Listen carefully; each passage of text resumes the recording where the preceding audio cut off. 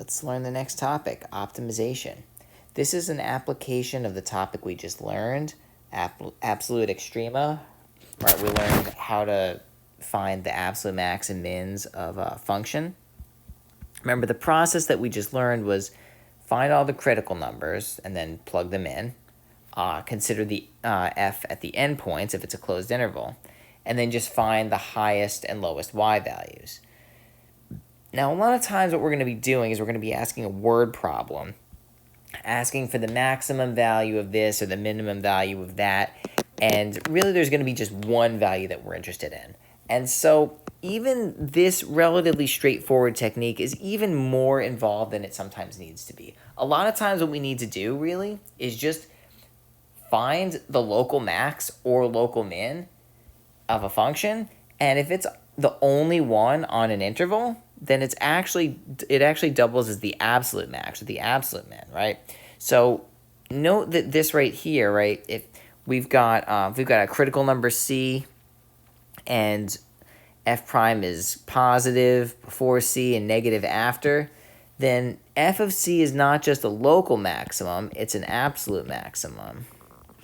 And of course, same for minima, right? If we have if f prime is less than 0, if we have a negative derivative before, positive derivative afterwards, then we have an absolute minimum, right? So just a couple of pictures to illustrate this, right? If,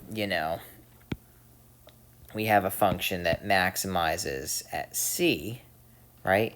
Not only is that a local max, it's an absolute max. And of course, you could do the exact opposite. Well, let me try to, maybe here, something like this. Right, again, if this is our local min, right, it's also our absolute min, right, in this case, right? It's the lowest value of the function, right? So that's what we're going to be doing with these problems. Now, optimization problems usually run along the lines of, well, I want to get the most area out of this, or I want to minimize the cost, or something like that. And we just need to use calculus to find that answer. So here's an example, the very first example from Stewart in the section 4.7. We've got 2,400 feet of fencing. Want to make a rectangular field, but it borders a straight river, so no fence along the river. What are the dimensions of fields that has the largest area, right? So when you have a problem like this, it almost always helps to draw a picture, right? If you're talking about a shape with certain dimensions that you want to find, right? Draw the shape, right? Don't need to be any more in depth than that, right? Except what I might say is label your picture as best you can, right? We've got a rectangle. Again, note that the brown is the only part where we're using fencing. So the one thing you should do is label the sides. Well, if the width of the rectangle is x, both of those are x, we'll call the length y, all right? And the idea is that x plus y plus x equals 2,400, right? We have a certain amount of fencing we're allowed to use. So that equation right there is going to be known as our constraint. It's going to help us relate x and y. And then the other thing that we have to do is we have to maximize the area, right? Well, we just know straight up that the area equals x times y, right? That's what we're trying to maximize, right? And as I said before, the constraint is another equation that's going to help us out, right? It's going to be the equation that relates x and y, right? Now let's look first at what we're doing, right? We want to maximize the area of a rectangle.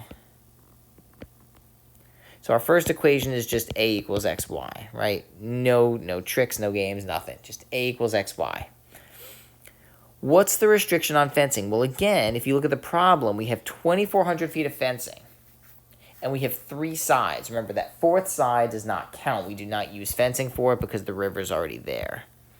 So our constraint is going to be 2x plus y equals 2,400, right? Now, why do we have this? Well, here's the basic idea. We want to maximize the area by taking the derivative, set it equal to 0, and finding the absolute max. We can't do that if a equals x times y. Those are two different variables. So instead what we do is we use this constraint right here to substitute in an expression with x instead of y. So if we have 2x plus y equals 2400, then that implies that y equals 2400 minus 2x. Okay? And what does that do for us? It means that instead of writing a equals xy, we get a equals x times 2400 minus 2x. And you can just leave it like that, but I think it's best to simplify as much as you can before differentiating, right? In this case, we didn't have to do a power rule, or a product rule. We could just get away with the power rule, right? So anyway, we're going to do the usual, right? Let a prime of x equal 0. Oh, sorry, that's 2400x, by the way. I messed that up, right? Now we have 2400 minus 4x squared, minus 4x equals 0. Right? So x equals 600. Now we want to make sure that we have an absolute max right here, and we do, because if we draw this out and we look at, right, just a little interval chart, we look at a prime, plug in, right, hold on a sec, plug in a number less than 600, you get a positive number for a prime. Plug in a negative number, right, plug in a number bigger than 600, like 700, you get a negative number, right? So, okay, great, we have a max. Now we just need to make sure we answer the question. The question said, what are the dimensions of the field? So you need to state not just the width, but also the length. So we'll say the maximizing dimensions of the field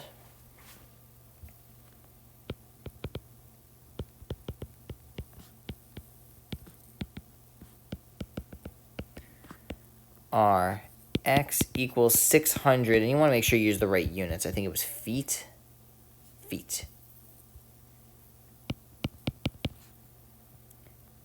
And then the book likes to put a times symbol. I think that's the way that you write dimensions. Times y equals, well, what's y? Well, if you look at the constraint, y equals 2400 minus 2x. So that's what we use, right? 2400 minus 2 times 600, which equals 1200 feet. So that's our answer. So just to review, what did we do? We drew a picture, we identified the function we were trying to maximize, we identified the constraint, we used the constraint to substitute x's in for y, we took the derivative, set it equal to 0, verified we had a max, and then answered the question. Let's look at another problem. Another sort of rectangular kind of problem, but instead we have a box.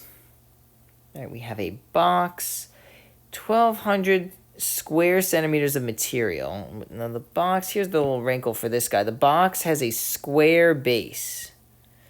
We don't exactly know the height. Maybe it's really tall, maybe it's really short. Let's just for space reasons assume it's very short.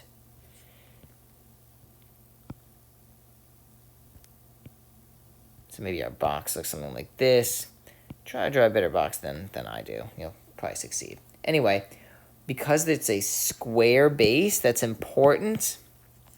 We know that, let's say, the length here is the same as it is there, right? It's a square base, right? So square base, maybe I'll even just highlight this. And an open top. What does that mean? Well, it means that instead of considering the surface area and having 6 sides, we consider only 5, right? Because we don't need material for that open top. Right, now that's going to be important when we find the constraint. You'll see in a sec, right? We want to maximize the volume of the box. Well, what's the volume of the box? Well, we have a square base, x and x. I guess the height is y, so our volume is x squared y. What's the constraint then? well, I guess it's going to be, the surface area has to equal 1,200 centimeters squared, right? So I guess the surface area is going to be x squared plus 4xy equals 1,200. Remember, it's not 2x squared because the box has an open top.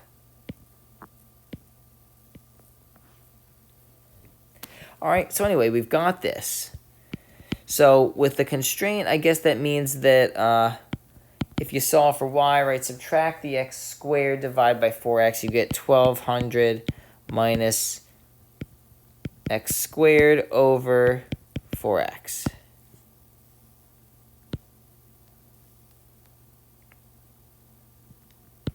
Right?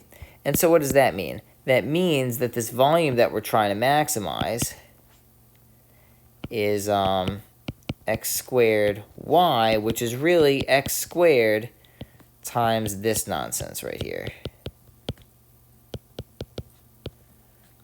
And that equals, what does that equal? It's going to be 1,200x, I guess it's over 4. Actually, no, yeah, well, I guess 1,200x minus x cubed all over 4, I guess you could say, right? Right, because one of the x squared is going to cancel out with the x's, right? Right, so we get that. Maybe we could simplify that a bit more to give us 300x minus, let's just lower that a little bit, x cubed over 4. All right, so anyway, now we take the derivative. Let v prime of x equal 0. Well, that's going to be, again, notice the differentiation usually isn't so bad for these problems. It's more just setting everything up that's a bit tricky, right?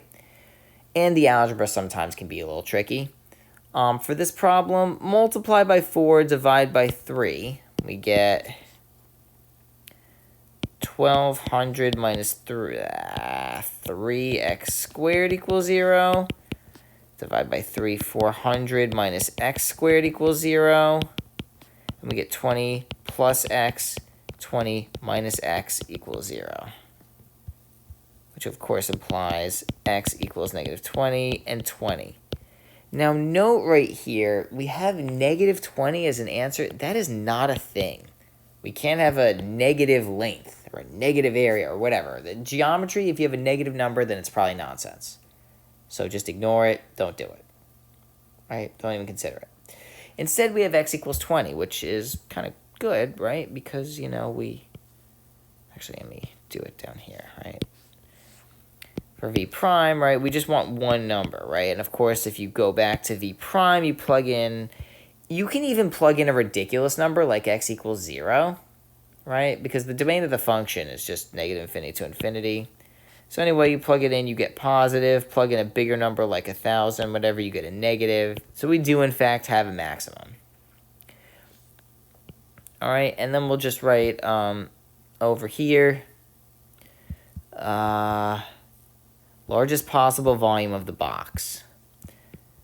So maximum,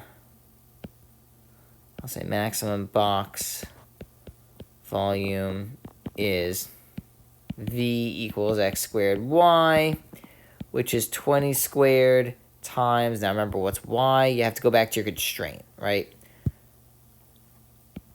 1,200 minus, was that x squared? Yeah. 20 squared all over 4 times 20. When you do it out, you wind up getting it's 20 squared times 10. So you wind up getting 4,000 on, I think it's centimeters cubed. Yeah. Okay. So there you go. So again, note what we did. We drew a picture. We came up with the function we wanted to maximize. We came up with the constraint function. Used the constraint to solve for y in terms of x. Substituted that in so v was only in terms of x. That allowed us to take the derivative, v prime, of x and set it equal to 0. Solve for x. Ensure it's a maximum. Answer the question. Let's look at a couple more problems. Now, this one's a little bit more involved. Again, it's a box problem, but the extra little thing here is that different sides of the box cost different amounts of money. So it's just one extra thing we have to keep in mind. Again, I do think it helps to draw a picture, so I'm going to do so. You can try to draw a better box than I do here. I'm sure you can do it.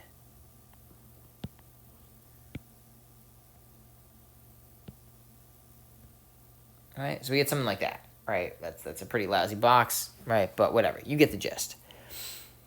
The length is 3 times the width. So if that's the width W, then I hope you see that the length here is 3W. I'm not even going to write it now. I'm just going to write 3W. Right? And I guess we have a height, right? That's just sort of unrelated, right? Or seemingly unrelated. We'll call it H for right now. Now, the deal is that the material used to build the top and the bottom costs $10 per square foot. Right? So this right here costs $10, right? Material for the sides costs $6 per foot. Well, that's going to be these guys as well as these guys, right? Front and the back. Okay? So really what we're doing here is we are minimizing the cost of the box.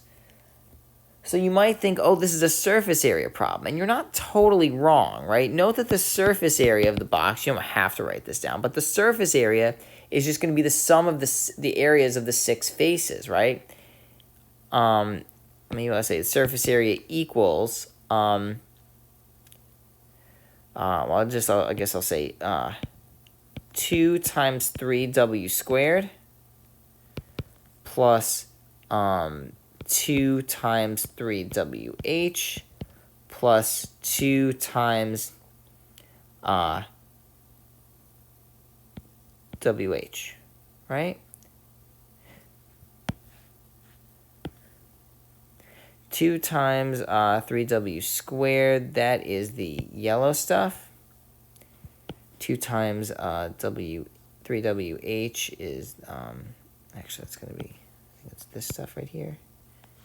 And then here we've got this stuff. So that's how we get that. That said, that's not exactly what we're trying to minimize. We're not trying to minimize the surface area. We're trying to minimize the cost. So we're minimizing the cost function, which equals $10 times that surface area plus $6 times this surface area plus $6 times that surface area. And of course, we want to simplify that. We get 60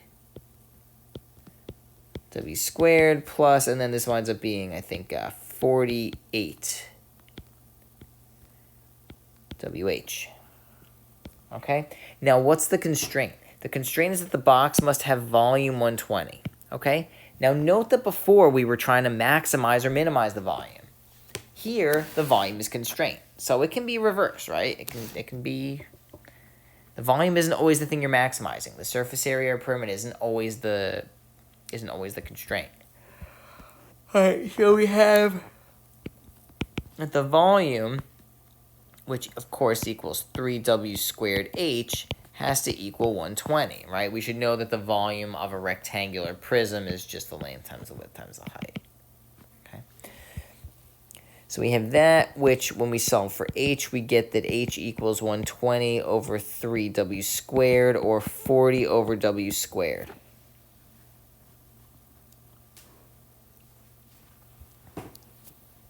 So let's see what we do here. So our cost function, C, is going to equal 60W squared plus 48W, and then times 40 over W squared.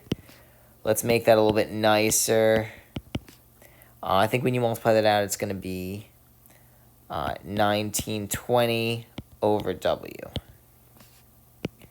So now we're going to let C prime of W equal 120W minus 1920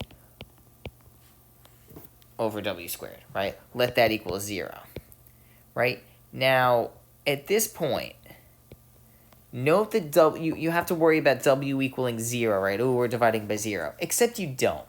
The width of this rectangle this rectangular prism cannot equal 0. That's geometrically impossible. So you don't really need to worry about that.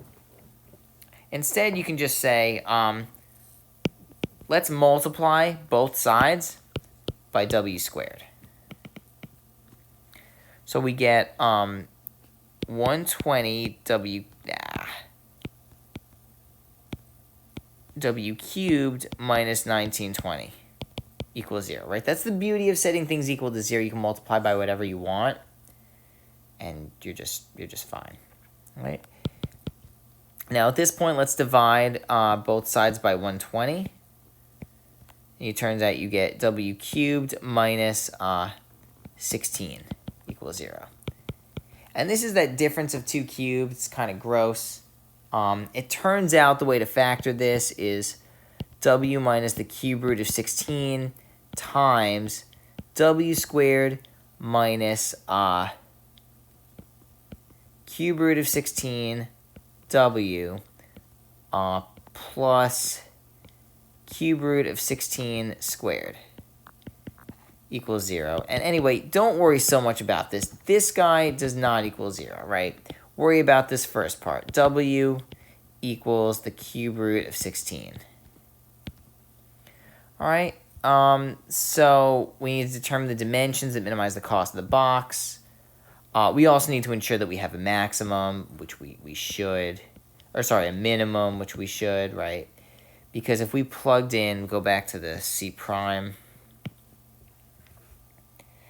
plug in something like 1, which is less than the cube root of 16, you get 120 minus 1920 is clearly negative. Plug in a big number like 10, it's clearly positive. So yay, we have a minimum. So w equals the cube root of 16, 3w, the length, right? Because we're being asked for the dimensions that minimize the cost of the box, is just 3 times the cube root of 16.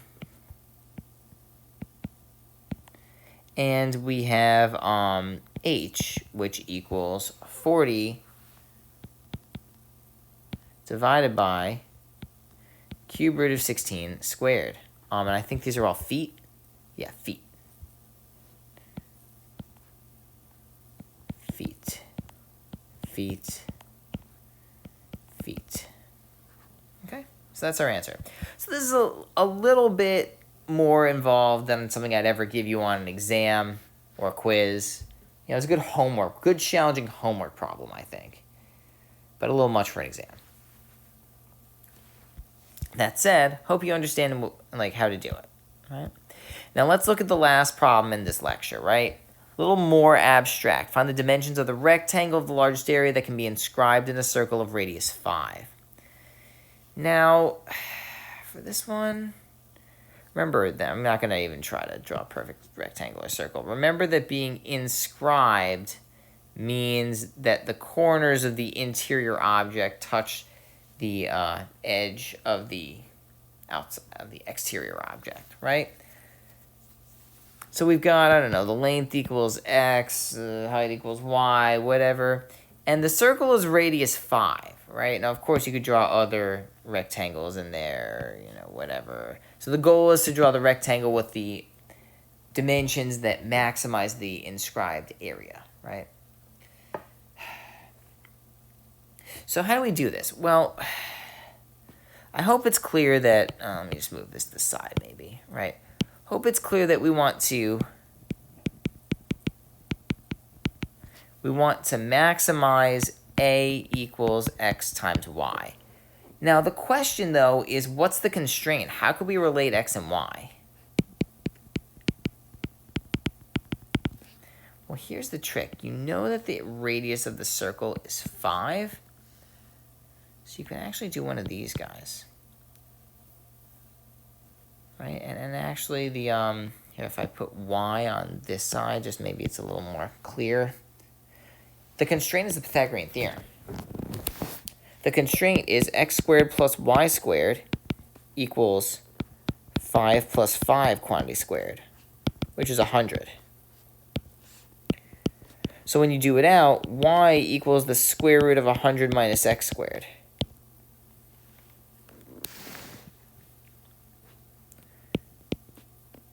Right, now what does that mean? It means that a, instead of being xy, equals x times the square root of 100 minus x squared. Now I know that's not the nicest thing in the world to differentiate set equal to 0, but it's not the worst. You can do it. Right? Let a prime of x equal 0. Well, we'll take the derivative of x, leave this alone, right? We've got a product rule, plus x times 1 over 2 root 100 minus x squared, except then we have to multiply by the derivative of 100 minus x squared, which is negative 2x. Let that equal 0, but first clean this up. So note that the 2's are going to cancel. It's kind of nice. We're going to have minus x squared over root 100 minus x squared.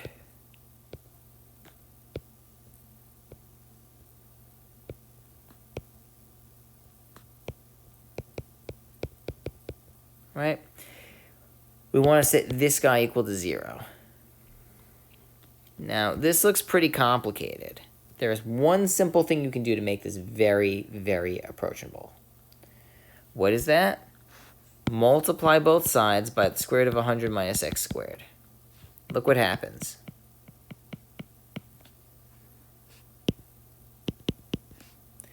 You get 100 minus x squared minus x squared equals 0, right? Well, that means that 100 minus 2x squared equals 0, and you can just factor this out into 2 times root 50 plus x, root 50 minus x equals 0. So x equals root 50, or negative root 50, but of course negative root 50 is not a thing, so get rid of that, right, for the length of a rectangle side. And y, of course, equals square root of 100 minus square root of 50 squared, which is just root 50, which is x, right? So that's what we've got. And they don't even give us units, so that's our answer.